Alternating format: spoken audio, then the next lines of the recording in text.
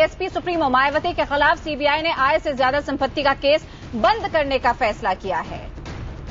तो इस वक्त की बड़ी खबर हम आपको बता रहे हैं, जहां पे आय से ज्यादा संपत्ति का जो केस चल रहा था मायावती के खिलाफ, वो सीबीआई ने बंद करने का फैसला कर लिया है। और मनोज राजन त्रिपाठी इस खबर पर और जानकारी दे रहे। मनोज, विस्तार से जानना चाहेंगे पूरी खबर, क्या और अपडेट्स है आपके पास? देखिए, तकरीबन 10 साल पहले के आसपास का ये पूरा मामला, 12 साल पहले का, जब ताज कॉरिडोर में बिना पर्यावरण अनुमति के 17 करोड़ रुपए निकाले गए थे, तब ताज कॉरिडोर का मुकदमा सामने आया था। उसके बाद उसकी सीबीआई जांच कराई गई। जब सीबीआई जांच के ऑर्डर कोर्ट के तहत कराए गए थे, कोर्ट के आदेश पे जब कराए गए थे, तो सीबीआई ने इस ताज कॉरिडोर की जांच करते करते इसमें आय से अधिक संपत्ति का भी एक मामला दर्ज किया, जो माना गया कि जो ताज कॉरिडोर में घोटाला किया गया उससे संपत्ति अर्जित की गई, उससे सब पैसा ड्रेन करके मायावती की आय में जोड़ा गया। लेकिन बाद में खुद सुप्रीम कोर्ट ने पिछले साल इस पूरी मामले को साफ तौर पर सीबीआई को फटकार लगाते हुए कहा था कि उन्होंने उसके आदेश का गलत अर्थ लगाया। मामला सिर्फ ताज कॉरिडोर की जांच का था, न कि आय से अधिक संपत्ति का, और सीबीआई आय से अधिक संपत्ति के इस मामले में अलग से एफआईआर दर्ज करके जांच कैसे कर सकती है। लिहाजा इसके बाद एक रिव्यू पिटीशन डाली गई, जो सुप्रीम कोर्ट ने उस रिव्यू पिटीशन को ओपन हाउस में उसको सुना, लेकिन बाद में वो भी क्वैश कर दी गई। अब इसको देखते हुए साफ तौर पर नजर आ रहा है, और इसी के तहत सीबीआई ने जो तैयारी कर रखी है वो ये है कि मायावती के खिलाफ आय से अधिक संपत्ति की अब वो फाइल ही बंद करने जा रही है। 2014 का चुनाव भी सामने है, अभी मुलायम सिंह की फाइल बंद हुई है, और अब मायावती की फाइलें बंद करने का फैसला किया गया है। बिल्कुल मनोज, सुप्रीम कोर्ट के ये कह देने की कि वो फैसला गलत लिया गया, जो इंस्ट्रक्शन थी सुप्रीम कोर्ट की वो गलत ली गई, क्योंकि सुप्रीम कोर्ट ने ताज कॉरिडोर केस के नाते यहां पे जांच की बात कही थी, ना कि डिसएप्रोप्रिएट एसेट्स केस के नाते। उसके बाद रिव्यू पिटीशन में भी सुप्रीम कोर्ट इसका स्पष्टीकरण कर देती है, यानी कि उसी के बाद से ये साफ माना जा रहा था कि अब इस केस में कोई दम नहीं रह जाता।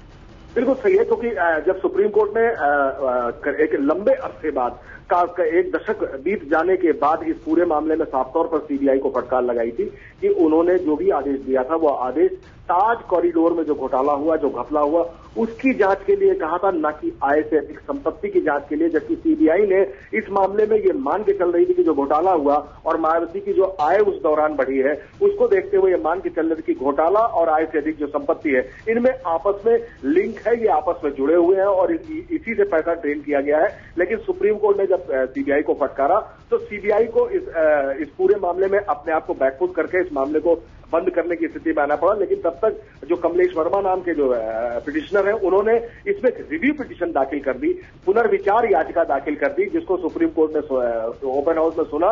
उस पर तारीखें भी पड़ी, लेकिन एक तारीख पर आकर सुप्रीम कोर्ट ने साफ तौर पर कह दिया कि आय से अधिक संपत्ति के पूरी इस मामले को क्वैश किया जाता है, और पूरी रिट क्वैश कर दी गई।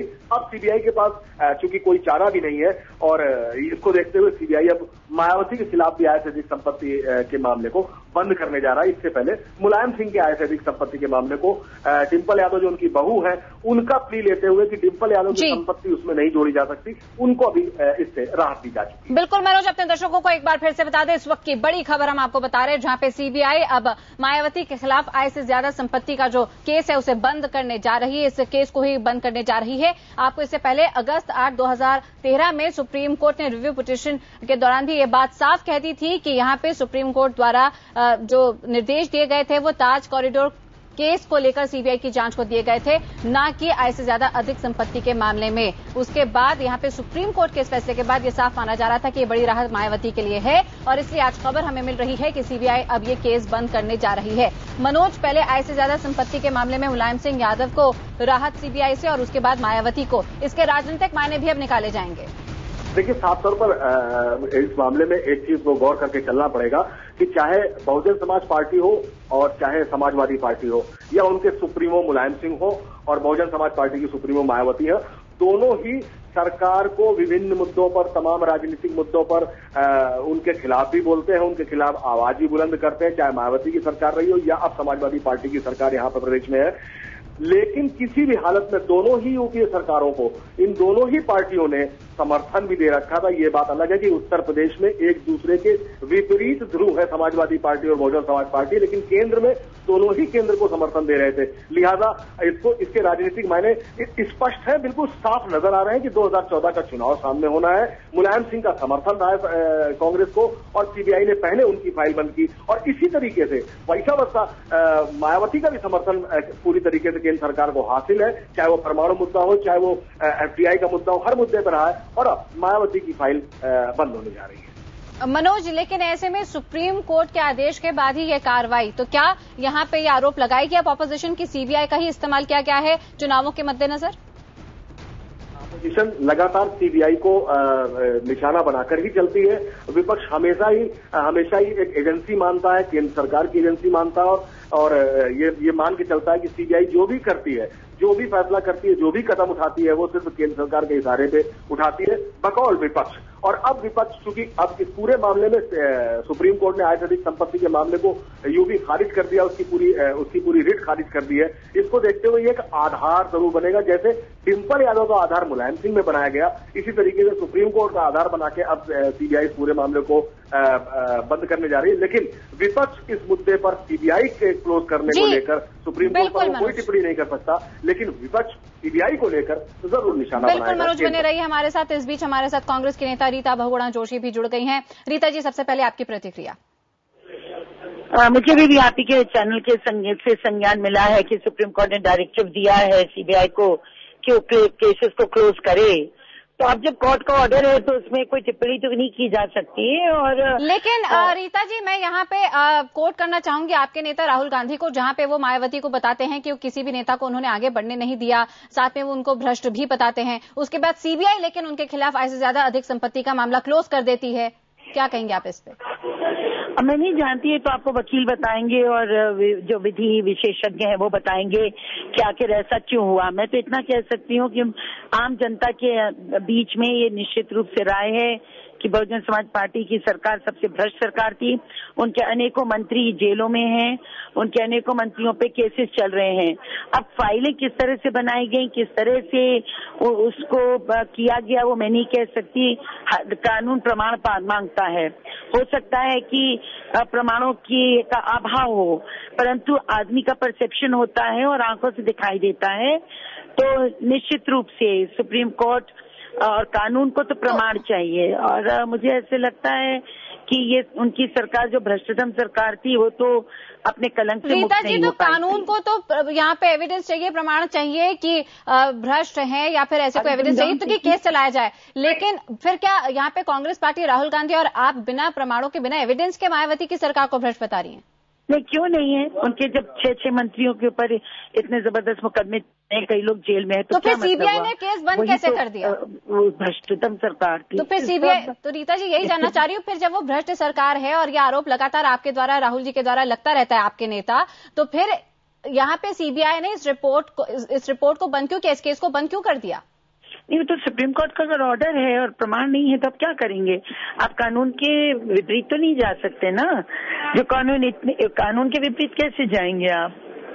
बिल्कुल। और रीता जी, इसी के साथ अब विपक्ष भी सवाल उठाएगा कि चुनाव पूर्व मुलायम सिंह यादव और मायावती दोनों के केस यहाँ पे सीबीआई ने बंद कर दिए। इसका जवाब क्या देगी कांग्रेस?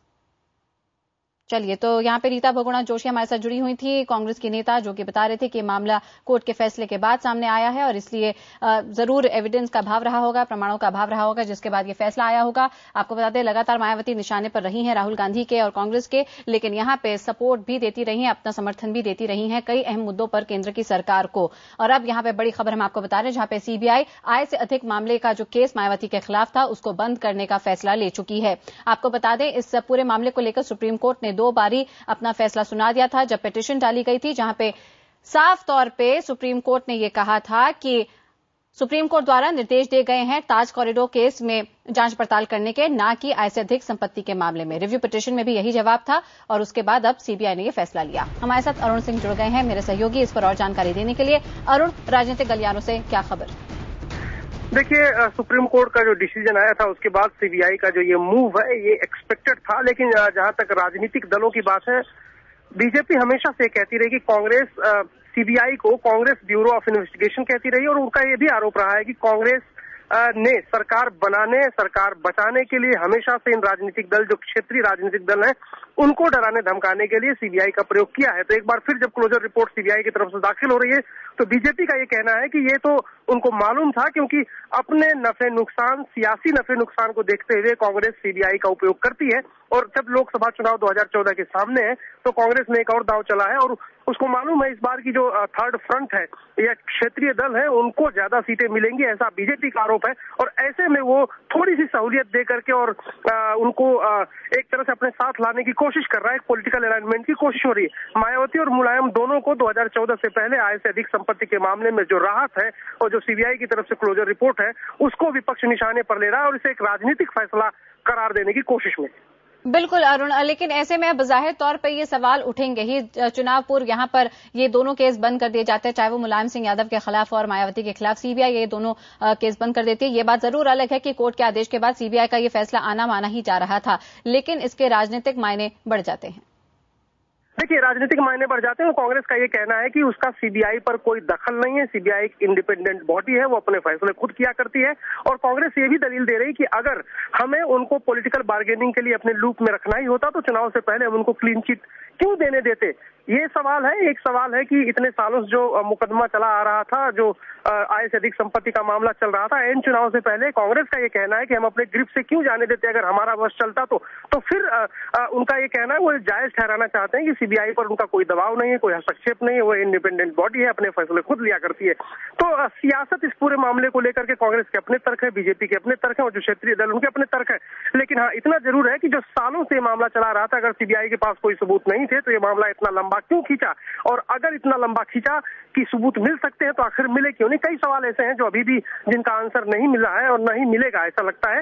लेकिन पॉलिटिकल जो सर्किल्स में बातें चल रही है वो यही है कि सीबीआई को लेकर के जो बयान लगातार आते रहे हैं दोनों दलों की तरफ से, कांग्रेस उसे इंडिपेंडेंट बॉडी ठहराती है, बीजेपी उसको कांग्रेस की बॉडी एक बताती है, और नरेंद्र मोदी जो भारतीय जनता पार्टी के उम्मीदवार है, एनडीए के उम्मीदवार है प्रधानमंत्री पद के, वो तो ये कहते रहे कि अगला इलेक्शन बीजेपी बनाम सीबीआई होगा। तो सीबीआई को कितनी सियासी तौर पर किस तरह से लिया जाता है सियासी हलकों में, ये आपने हाल के दिनों में देखा है। बिल्कुल, और मनोज राजन त्रिपाठी भी हमारे साथ लगातार बने हुए हैं। मनोज, यहाँ पर मैं आपसे जानना चाहूंगी, अगर हम उत्तर प्रदेश की राजनीति की बात करें तो अब बीएसपी का क्या रुख रहेगा? देखिए, बीएसपी साफ तौर पर अब अपनी इसके सीबीआई के केस बंद होने के बाद और सुप्रीम कोर्ट के जो क्वेश की गई थी, रिट इस पूरे मामले में रिव्यू पिटीशन क्वेश की गई थी, उसको लेकर अपनी साफ सुथरी छवि होने का एक दावा करते हुए और इनका आधार लेते हुए अपनी एक छवि पेश करने की कोशिश करेगी, क्योंकि 2014 का चुनाव बस दहलीज पे ही है इस समय सारी व्यवस्था चुनाव के, तो वो अपनी साफ सुथरी छवि को लेकर वहां पे एक बार फिर फील्ड में उतरेंगी। और मानी हुई बात है कि उत्तर प्रदेश में दो ही राजनीतिक दल है जो एक दूसरे के बिल्कुल कंटेंडर है, एक की सत्ता हटती है, दूसरे की आती है, दूसरे की हटती है, फिर पहले वाले की आ जाती है। यही होता रहा है मायावती और मुलायम सिंह के बीच में। लेकिन अब जबकि 2014 में लोकसभा का चुनाव है, इन लोकसभा के चुनावों के मद्देनजर दोनों ही पार्टियां पूरे दमखम के साथ अपने अपने को साफ सुथरा बताते हुए, क्योंकि मुलायम सिंह के खिलाफ भी केस वापस हो चुका है, केस बंद किया जा चुका है, और मायावती के साथ भी केस बंद किए जाने की स्थिति पूरी पैदा हो गई, बस किसी भी दिन नतीजा सामने आने को है। तो दोनों ही दल उतरेंगे,